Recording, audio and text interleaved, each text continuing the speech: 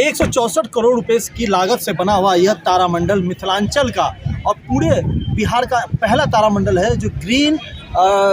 जो तरीका होता है, ग्रीन टेक्नोलॉजी होती है, उस पर बनाया गया है। वहीं पर पता चला आज 12 जनवरी को बिहार के मुख्यमंत्री नीतीश कुमार अपने समाधान यात्रा के तहत इसका उद्घाटन किए, निरीक्षण किए। और आपको बताते चले दरभंगा के कई विधायक यहाँ पर मौजूद थे, साथ ही साथ उनके पार्टी के भी लोग मौजूद थे, आरजेडी के लोग, सभी लोगों ने उनका स्वागत किया। यहाँ पे मखाना का जो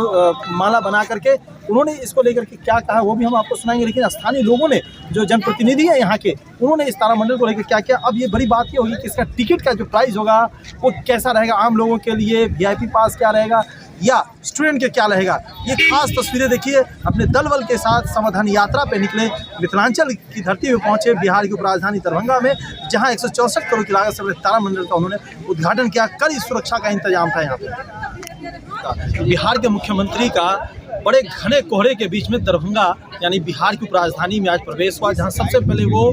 जो पूरे बिहार का सबसे पहला तैरता बिजली घर है वहां पे गए, निरीक्षण किए, देखे कि किस तरीके से स्वच्छ ऊर्जा उत्तर बिहार में यानी मिथिलांचल की धरती पे काम कर रहा है, जिसको लेकर के उन्होंने वहां पे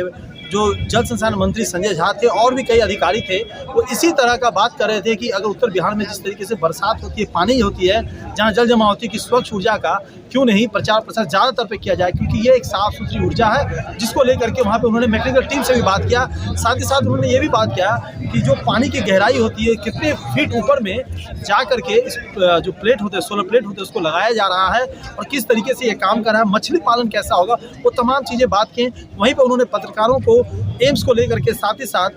इस स्वच्छ ऊर्जा का किस तरीके से विकास करेंगे, इसको लेकर के उन्होंने बात की। वो दृश्य भी आपको दिखाते, कड़ी सुरक्षा के बीच, यहाँ तक कि पत्रकारों को भी दूर रखा जा रहा है,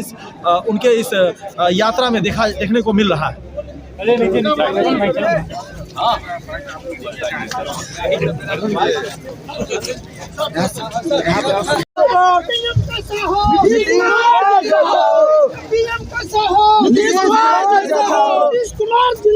जिंदाबाद जिंदाबाद जिंदाबाद, देश का पीएम कैसा हो।